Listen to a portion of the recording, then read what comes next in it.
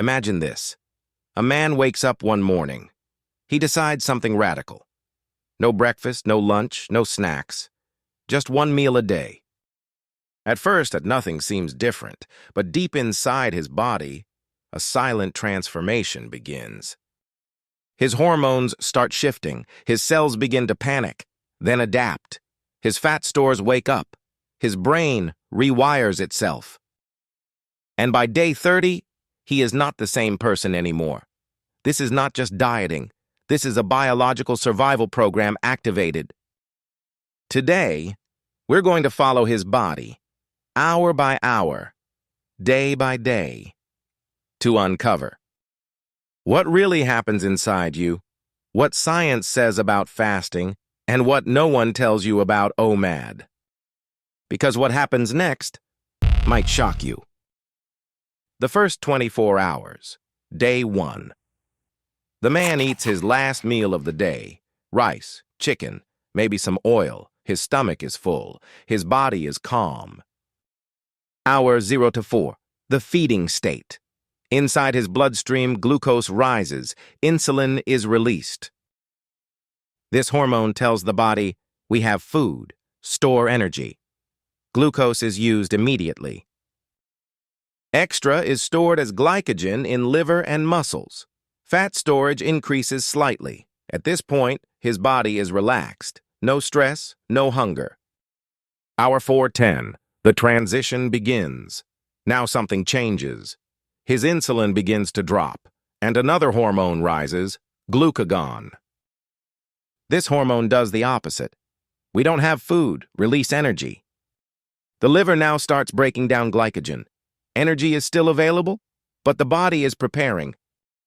Hour 10:16, hunger waves. He starts to feel it. Hunger. But here's the truth. Hunger is not just about energy. It's controlled by a hormone called ghrelin. And ghrelin works on a schedule, not just need. So his body is basically saying, you usually eat now. Why aren't you eating? But biologically, he still has enough fuel.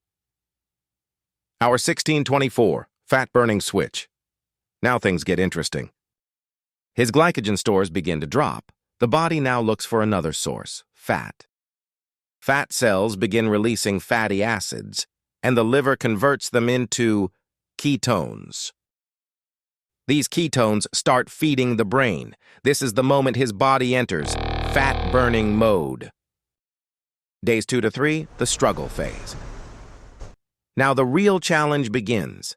The brain rebels.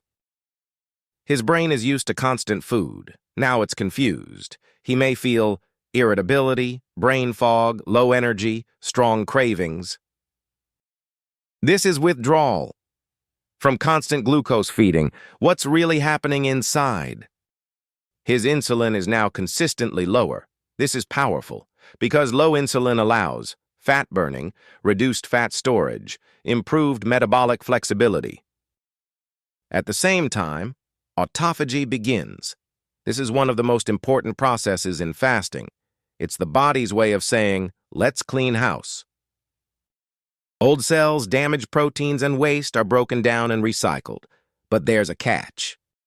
Days 4 to 7, adaptation. This phase is the hardest. Most people quit here because the body is switching fuel systems from sugar to fat. Days 4 to 7, adaptation. Now something incredible happens. The body learns efficiency. His body starts getting better at burning fat. Ketones increase. The brain adapts to using them. And suddenly, the brain fog disappears. Energy stabilizes.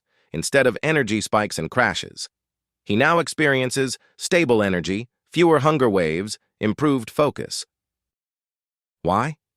Because fat is a more stable fuel. Unlike glucose, it doesn't crash. Hormonal changes. Insulin stays low. Growth hormone increases. Fat breakdown accelerates. Growth hormone helps preserve muscle, improve recovery, support fat loss. Week 2, the transformation. By now, he's no longer fighting his body, he's working with it. fat loss accelerates. The body is now fully in fat-burning mode. Stored fat becomes the primary fuel. Weight begins to drop more noticeably. Insulin sensitivity improves. His cells become more responsive to insulin. This reduces the risk of type 2 diabetes, metabolic syndrome. Mental clarity increases. Ketones are now fueling the brain efficiently. Many people report sharper thinking, better focus, reduced anxiety, appetite shrinks. Here's the surprising part. He's actually less hungry. Why? Because ghrelin stabilizes, blood sugar is stable, no constant insulin spikes. Week 3, deep biological changes. Now we go deeper. Cellular repair intensifies. Autophagy continues. This may help remove damaged cells, improve longevity, support immune function. Inflammation drops. Chronic inflammation reduces. This can improve joint pain, skin health, overall well-being, digestive system reset. With fewer meals, gut gets rest, bloating may reduce, digestion becomes more efficient. Week 4, the new body. By day 30, he has changed. What he feels, lighter, more focused, more disciplined, less controlled by food. What's happening inside? Fat stores reduced, insulin sensitivity improved, hormones more balanced. But here's the truth no one tells you. OMAD is powerful. But it's not magic. The risks: not everyone should do OMAD. Possible downsides: nutrient deficiencies, if meals are poor, low energy in some people, hormonal issues if overdone, muscle loss if protein is low. What you must eat.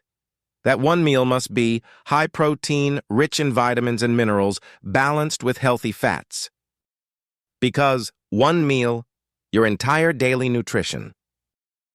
So what really happens when you eat once a day for 30 days? You don't just lose weight. You don't just burn fat. You activate a system that humans have used for survival for thousands of years. But more importantly, you learn something deeper. That hunger is not your enemy. And your body is far more powerful than you think. If you made it this far, you now understand what most people never will. Your body is not weak. It's adaptable. It's intelligent.